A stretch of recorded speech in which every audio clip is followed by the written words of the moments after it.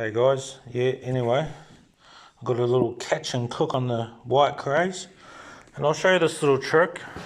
People will probably frown at me, but I used to frown at others that use microwaves, but I've been doing this little trick for a little while now.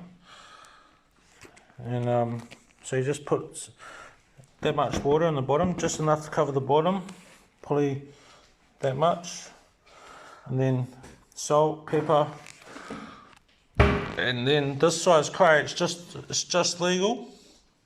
I'll put it in for 8 minutes on a 1200 on high on a 1200 watt microwave,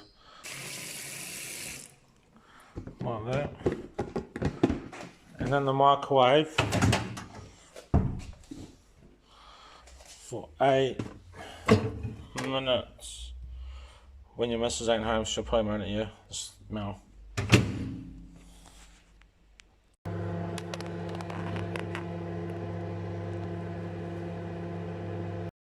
Alright guys, that's 8 minutes. So then I just run the cold water. We'll tip out that really hot water. Run cold water on the bottom until it gets over it. And 2 cups of ice. So then I'll get it this high,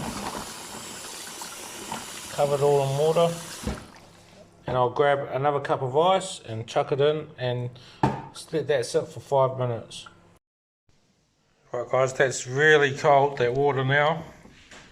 It's been there for about 5 minutes or more, and yeah, it's feeling nice and cold.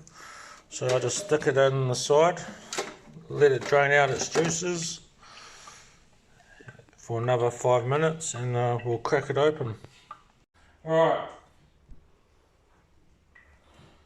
so finished part, microwave cray. Easy way I chop them open is come around here. I just push straight down that chest plate, straight down, and half. These whites are really soft, so they're easy to cook. But there you go, look at that. Pull out the gut bag. Oh, that's the main part.